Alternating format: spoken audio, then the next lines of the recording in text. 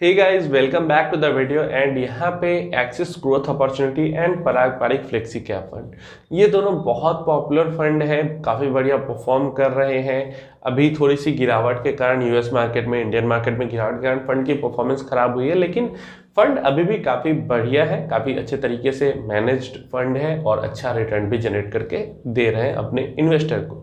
यहाँ पे एक कंसर्निंग पॉइंट मुझे दिखी तो मैंने सोचा आप लोगों के साथ शेयर कर देता हूँ। ये कंसर्निंग पॉइंट है भी, एंड अगर फंड की मैनेजमेंट इतनी ही अच्छी तरीके से इसको मैनेज करती रही और अगर फंड मैनेजमेंट चाहे तो इस कंसर्निंग पॉइंट को साइड भी कर सकती है।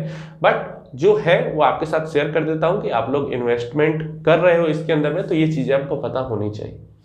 आपने न्यूज़ में भी देखा होगा, सारी जगह सुना भी होगा, बहुत सारे जो एनालिस्ट है, रिसर्चर है, उन सब का मानना है कि अगले 6 महीने या 1 साल के अंदर यूएस के अंदर काफ़ी रिसेशन टाइप की सिचुएशन आ सकती है, रिसेशन ही आ सकती है यूएस के अंदर।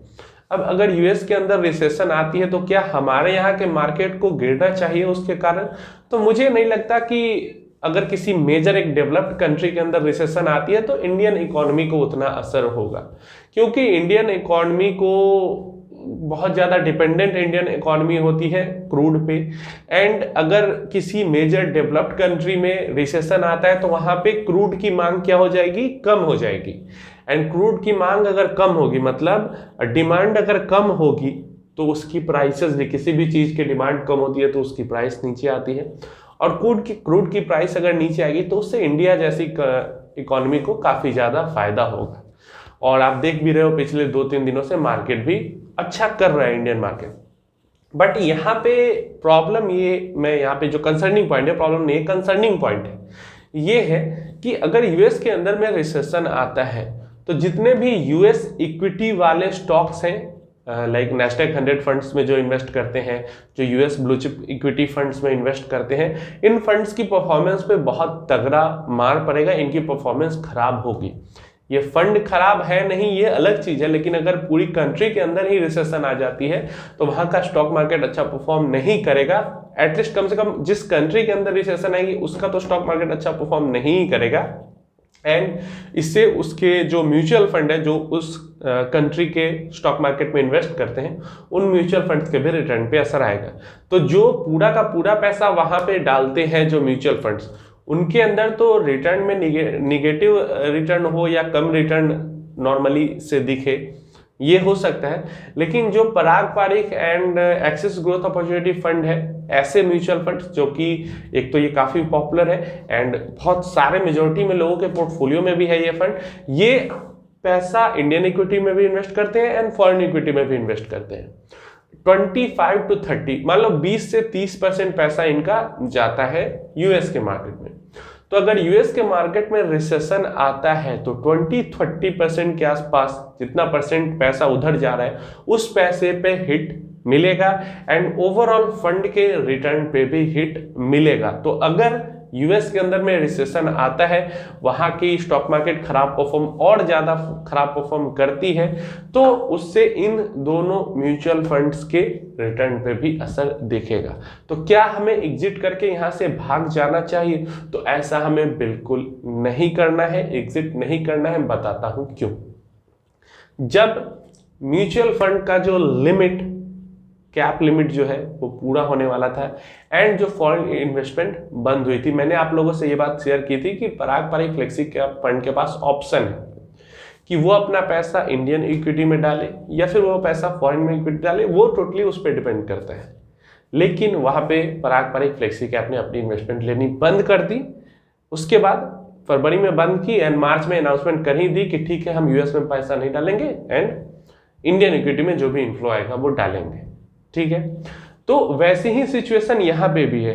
अगर चाहे वो पारंपरिक फ्लेक्सी कैप चाहे या एक्सिस ग्रोथ अपॉर्चुनिटी चाहे, तो वो अपना ऐसे भी जो अभी इन्वेस्टमेंट जा रही है फंड के अंदर, उसके कारण इंडियन इक्विटी फंड के अंदर बढ़ रही है एंड इंडियन इक्विटी के अंदर बहुत ज़्यादा पैसा जा रहा है और वो बढ़ रही है, तो ऑटोमेटिकली फंड के अंदर जो परसेंटेज है फॉरेन इक्विटी का वो कम होगा, क्योंकि एक जगह पैसा जा रहा है दूसरी जगह पैसा नहीं जा रहा है, तो इसका परसेंटेज बढ़ता जाएगा और इसका परसेंटेज, क्योंकि इसका बढ़ जाएगा इसलिए ये परसेंटेज कम हो जाएगा खुद ब खुद ऑटोमेटिकली।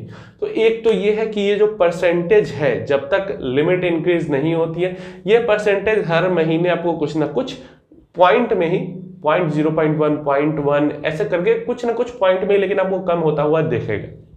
तो एक तो परसेंटेज ऐसे भी कम हो रही है। दूसरा यहाँ पे क्या हो सकता है कि अगर फंड चाहे तो वो अपना पैसा वहां से 10-5% छोड़ के पूरा पैसा वहां से रिडीम करके इंडियन मार्केट में इन्वेस्ट कर सकती है। अगर फंड मैनेजर चाहे तो, या मतलब फंड के जो भी डिसीजन मेकर होते हैं वो अगर चाहे तो वहां से पैसा एग्जिट कर सकते हैं और इधर इन कर सकते हैं, या फिर किसी दूसरे कंट्री में चाहे तो इन कर सकते हैं। तो अगर यूएस के अंदर रिसेशन आती है, मतलब यूएस छोड़ो, ये तो दोनों फंड यूएस में इन्वेस्ट करते हैं इसलिए बात हो रही है, किसी भी कंट्री में रिसेशन आती है और आपका म्यूचुअल फंड अगर उस कंट्री के स्टॉक मार्केट के अंदर इन्वेस्टमेंट करता है तो आपके म्यूचुअल फंड के रिटर्न हिट होंगे ही होंगे, अनलेस कि फंड मैनेजर सही से टाइम रहते वहां से अपना पैसा एग्जिट कर लेता है। इसलिए अगर आपको आगे चल के थोड़े टाइम के लिए आपको रिटर्न कम दिखे फंड के अंदर, या थोड़ा सा बदलाव, कुछ नोटिफिकेशन अगर बदलाव आएगा तो नोटिफिकेशन आएगा ही, पता चलेगा ही, तो अगर यहाँ पे ये एज ए इन्वेस्टर आपको बात ध्यान में रखनी चाहिए, ये बात पता होनी चाहिए कि जब भी आप फंड को एनालाइज करते हैं तो फंड के अंदर की होल्डिंग्स को देखकर आपको होल्डिंग्स को चेक करके और उसके अकॉर्डिंग आपको एनालाइज करना चाहिए। जब भी आप ऐसे फंड पराग या एक्सिस ग्रोथ अपॉर्चुनिटी जैसे फंड को एनालाइज करते हैं तो आपको इंडियन मार्केट यूएस मार्केट दोनों को देखकर एनालाइज करना पड़ेगा। अभी अगर आप इन दोनों फंड की देखते हो तो आपको अल्फा कम दिखाई देता है। अल्फा कम दिखने का सिंपल सा रीजन यही है कि फंड पिछले 1 साल में उतना अच्छा नहीं परफॉर्म कर पाई है due to US market. Indian market से ज्यादा फॉल यूएस मार्केट में आया है और उस कारण से अभी धीरे धीरे दोनों मार्केट रिकवर कर रही है, लेकिन उस कारण से ये दोनों फंड के ऊपर ज्यादा 20-30% ही है इन्वेस्टमेंट, लेकिन है तो मेजर हिट लगा है।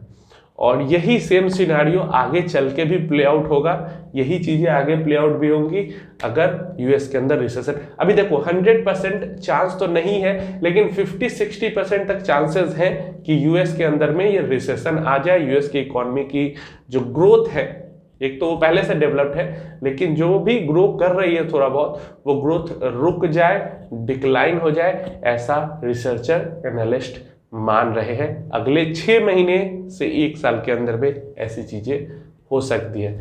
इससे इंडियन स्टॉक मार्केट या इंडिया बहुत ज्यादा इफेक्ट में नहीं आने वाला है। देख रहे हो कि अभी जो रिजल्ट्स अनाउंस हो रहे हैं कंपनीज के, वो बढ़िया आ रहे हैं, एक्सपेक्टेशन से बढ़िया आ रहे हैं। 16% 10% येस बैंक 7% अप था, जीएमएम फॉडलर 17% अप था। तो रिजल्ट्स काफ़ी बढ़िया आ रहे हैं कंपनी के, और आगे के भी क्वार्टर्स में काफ़ी अच्छा एक्सपेक्टेड कंपनीज के रिजल्ट्स हैं।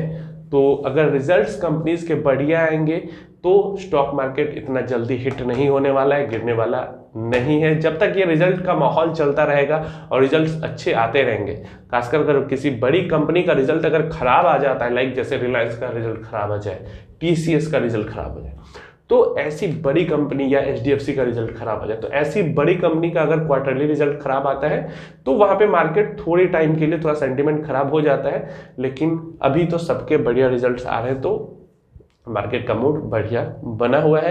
एंड ये यूएस से रिलेटेड थी इंफॉर्मेशन। इंडियन मार्केट में अभी कोई एज सच वैसा नहीं दिख रहा कि इंडिया के अंदर में रिसेशन आने के चांसेस बिल्कुल न के बराबर है। एंड यूएस के रिसेशन से इंडिया के स्टॉक मार्केट के अंदर इंडिया के स्टॉक मार्केट को हिट होने का भी चांसेस बिल्कुल न के बराबर है। तो अगर आप इन्वेस्टमेंट किए हुए हो पहले से तो एग्जिट मत करना, भागना मत। ये सब न्यूज़ में चलते रहता है, परेशानी आपको बताई जाती है, समस्याएं बताई जाती रहती है, बट इससे डर के, भाग के, घबराने की जरूरत नहीं होती है। अगर आप इन्वेस्टेड हो, 10 साल के लिए इन्वेस्टेड हो, 15 साल के लिए इन्वेस्टमेंट शुरू की है, तो इन्वेस्टेड रहो, करते रहो। एसआईपी जैसे चल रही है, टाइम टू टाइम अपॉर्चुनिटी मिलती है तो लमसम भी करते रहो, डरने, घबराने और भागने की जरूरत यहाँ पे नहीं है। तो दोस्तों ये इन्फॉर्मेशन थी जो मुझे लगा कि एज ए इन्वेस्टर आपको पता होनी चाहिए, ताकि आप लोग बहुत घबरा जाते हो कभी भी कोई फंड खराब, किसी फंड का थोड़ी सी परफॉर्मेंस खराब होती है, आप लोग घबरा जाते हो, लेकिन उस परफॉर्मेंस के खराब होने के पीछे का रीजन क्या है ये आपको पता होना चाहिए। तो ऐसा पीछे का रीजन था एंड आगे भी ऐसी चीज हो सकती है जो मैंने यहाँ पे क्लियर कर दी। इन्फॉर्मेशन अच्छी लगी, वीडियो अच्छा लगा, थोड़ी सी भी वैल्यू एडिंग लगी तो वीडियो को लाइक कर देना। कुछ क्वेश्चन, क्वेरी, कुछ समझ में नहीं आ रहा कोई टॉपिक, कमेंट करो, पूछ सकते हो, इंस्टाग्राम पे आके पूछ सकते हो। सब्सक्राइब नहीं किया अभी तक चैनल को, इतनी सारी वीडियोस आपके लिए लाता हूँ, सब्सक्राइब कर दो एंड बेल आइकन को प्रेस कर दो। सपोर्ट करना चाहते हो हमारे काम को तो सब्सक्राइब के बगल में आपको ज्वाइन का बटन दिखेगा, एज ए मेंबर ज्वाइन करके भी आप हमें सपोर्ट कर सकते हैं।